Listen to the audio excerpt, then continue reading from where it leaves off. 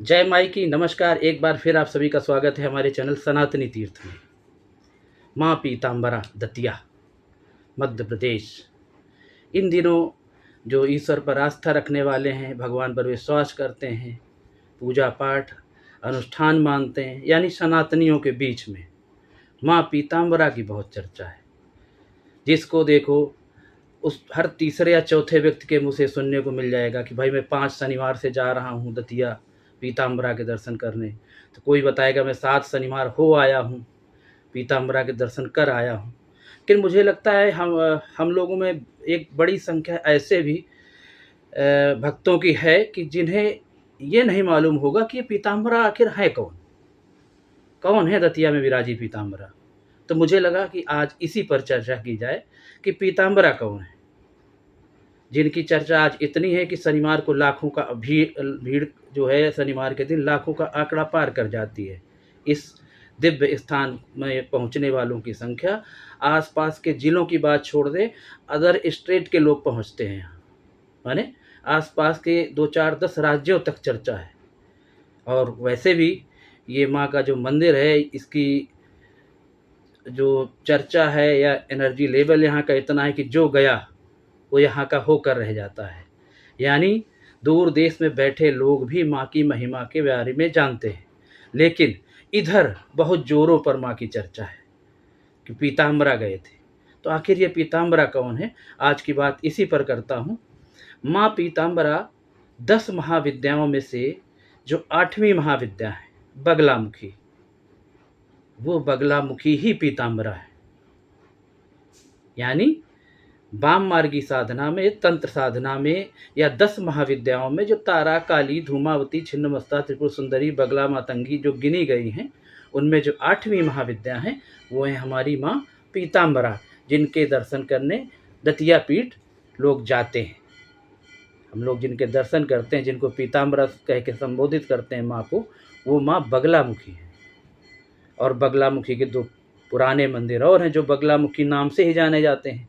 एक उज्जैन से समीप आगर मालवा में नलखेड़ा, छवियाँ अलग हैं लेकिन उन्हें बगलामुखी कहा जाता है। बनखंडी कांगड़ा के पास हिमाचल, उन्हें बगलामुखी कहा जाता है। लेकिन जो पीताम्बरा में बगलामुखी, जो दतिया में पीताम्बरा बैठी हैं, उन्हें लोग बगलामुखी नहीं कहते, पीताम्बरा कह के बुलाते हैं। माँ को माँ का जब पूजन पीताम्बरा गए, कहाँ गए थे? पीताम्बरा गए थे। मुझे लगा कि आज हम लोग इस बात को साझा करें आपसे, हम लोग जाने कि आखिर माँ है कौन। जो हमारे साथी नहीं जानते तो मुझे लगता है जानकारी अच्छी लगेगी तो इसे आगे भी बढ़ाएंगे। मेरा एक निवेदन भी है कि चैनल को सब्सक्राइब ज़रूर कीजिए, वीडियो पूरा देखिए, आगे बढ़ाइए। खैर, तो माँ पीताम्बरा 8वीं महाविद्या, जिन्हें बगलामुखी कहते हैं, उन्हें ही पीताम्बरा कहते हैं।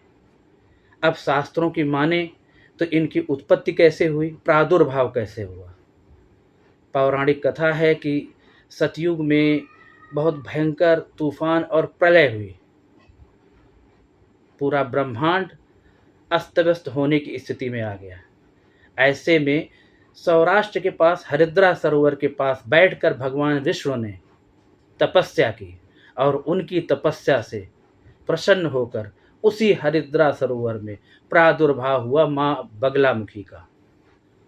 और वो माँ बगलामुखी ही पीताम्बरा है, वही शत्रुहंता है। अब पीताम्बरा इसलिए कही जाती हैं क्योंकि उनका प्रादुर्भाव या उनकी उत्पत्ति या प्राकट्य हरिद्रा सरोवर माने हल्दी का सरोवर, ये जो सौराष्ट्र महाराष्ट्र में पड़ता है। ऐसा पौराणिक कथानक में कहा जाता है कि जब विष्णु भगवान ने प्रलय को टालने के लिए पूजन किया, तपस्या की, तो माँ प्रकट हुई।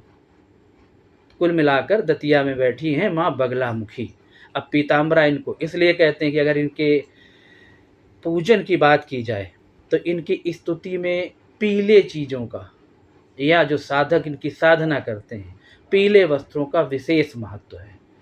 अगर माला से जप किया जाएगा, इनका जाप किया जाएगा, तो हल्दी की माला, इन्हें पीली मिठाई, बेसन के लड्डू ये अर्पित किए जाएंगे।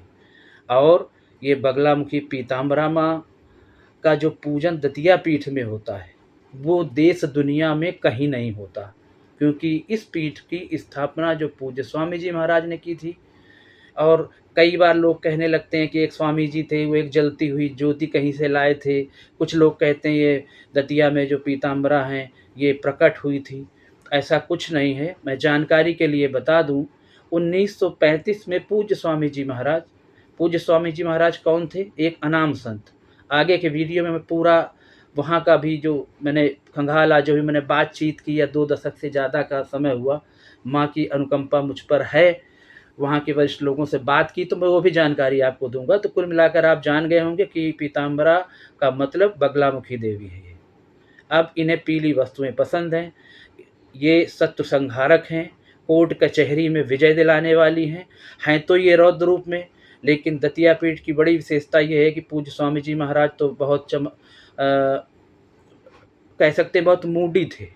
उनके मन को कोई जान नहीं पाता था, ये क्यों करा रहा है, कैसे करा रहा है, क्या करा रहा है। कहीं भी बगलामुखी माँ का नया या पुराना पीताम्बरा का मंदिर देखेंगे तो उनकी प्रतिमा रौद्र रूप में दिखेगी। लेकिन यहाँ अब अगर आप गए हैं या कभी जाएं, माँ के दर्शन करेंगे तो बिल्कुल शांत भाव से, जब आप दर्शन करेंगे तो आपकी आंखें चेहरे में ठहर जाएंगी। माँ का इतना सौम्य और शांत रूप है। अब ये स्वामी जी की महिमा है कि उन्होंने इस रूप को स्थापित क्यों कराया। खैर, और दतिया के बारे में मैं आगे आपको बताना चाहूँगा। आप जान गए कि बगलामुखी 8वीं महाविद्या वही पीताम्बरा है। शनिवार जैसा कुछ नहीं है, आप परेशान मत हो, किसी के बहकावे में मत आएँ। कोई भी जानकारी लेनी हो, वहाँ कार्यालय है, कार्यालय के पास में ही एक पूरी टीम बैठती है, जो साधक लोग हैं, जिन्हें हम आचार्य कहते हैं, वरिष्ठ लोग हैं। ये लोग आपको सही जानकारी देंगे। कुछ दान दक्षिणा करना चाहें आप कार्यालय में जाकर करें, किसी तरह का शोर शराबा न करें। पूज्य स्वामी जी महाराज वहाँ के जो पीठाधीश्वर थे, जिनके लिए अभी मैं कह रहा था कि 1935 में पीताम्बरा माँ की स्थापना कराई, महाराज जी कहा करते थे अनुशासित रहें। दूसरी बात, यह केवल एक मंदिर नहीं, शक्तिपीठ है, जप साधना का केंद्र है। ये इतनी सिद्ध जगह है। 1935 में जब स्वामी जी महाराज ने इस पीठ की स्थापना की थी तो यहाँ अंतिम संस्कार लोगों के होते थे, यानी मुर्दे जलाए जाते थे। जब आप दतिया शहर में प्रवेश करते हैं तो एक झील जैसी दिखाई देती है, उसी के आगे फिर मंदिर हमें मिलता है। और यहाँ सिर्फ एक ही मंदिर था, भगवान शिव का बनखंडेश्वर मंदिर, जिसे महाभारत कालीन बताया जाता है। अगर आप दतिया गए होंगे तो माई के झरोखे से दर्शन किए और उस आपके बाएं हाथ में एक दरवाज़ा लगा है, एक छोटा सा कैंपस है, उसके अंदर भगवान शिव विराजे हैं, जिन्हें बनखंडेश्वर महादेव कहा जाता है। और बनखंडेश्वर महादेव जी के अतिरिक्त वहाँ पर हनुमान जी, गणेश जी, छोटी छोटी कई प्रतिमाएं चारों तरफ हैं। तो सिर्फ इतनी ही जगह थी जब स्वामी जी आए थे। लेकिन स्वामी जी जब आए तो उनकी तपस्या से वो इतने उच्च कोटि के साधक थे कि फिर 1935 में इस विग्रह की, इस मूर्ति की, माँ पीताम्बरा बगलामुखी की स्थापना कराई उन्होंने। तो इस तरह का कुछ नहीं है कि स्वामी जी कोई लौ लाए थे या माँ प्रकट हुई थी।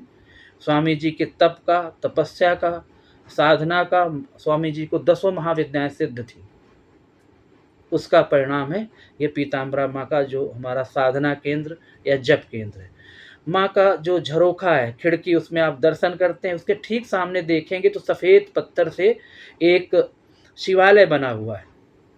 आप जाइए, वो पूज्य स्वामी जी की समाधि का सत नमन, पूज्य स्वामी जी की समाधि है वो।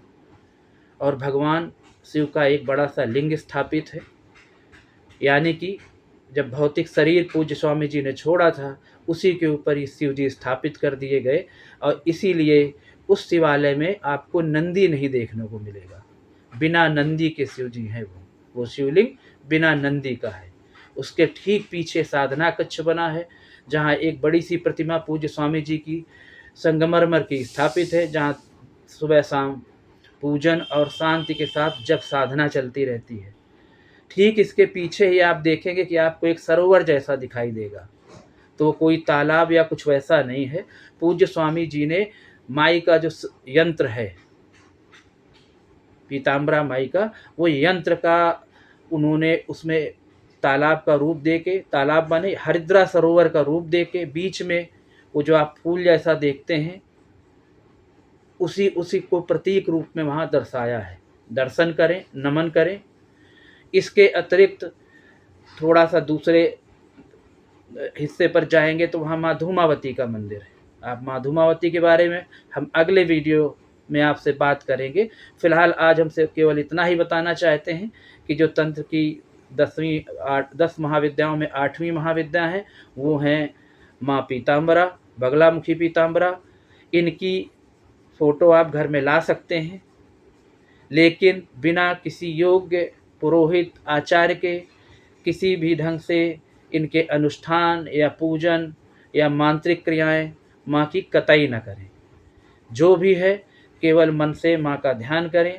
5 बार जाएं या 7 बार जाएं, फ़र्क नहीं पड़ता। पूज्य स्वामी जी कहा करते थे, पीताम्बरा सबका ख्याल रखती है, ये जगत माँ है, इनका मन से स्मरण करिए, दर्शन करिए, शांति बनाए रखिए।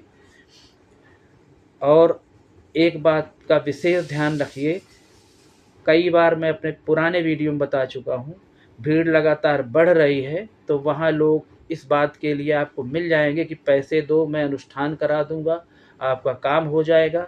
इस चक्कर में न पड़िए, स्वयं प्रार्थना करिए, माँ को आप ध्यान करिए, माँ को याद करिए और दर्शन का लाभ लीजिए। ज़रूरी नहीं है कि 5 शनिवार जब माँ बुलाएगी तभी आप जा पाएंगे, इस बात का भी ख्याल रखिए। हमारे साथ बने रहिए। जानकारी अच्छी लगी हो वीडियो को शेयर कीजिए, चैनल को सब्सक्राइब कीजिए। मैं कोशिश करता रहूँगा कि एक नई जानकारी, सटीक जानकारी, भ्रम से दूर करने वाली जानकारी अब तक पहुँचे, आप लोगों तक पहुँचे। हमारे साथ बने रहिए।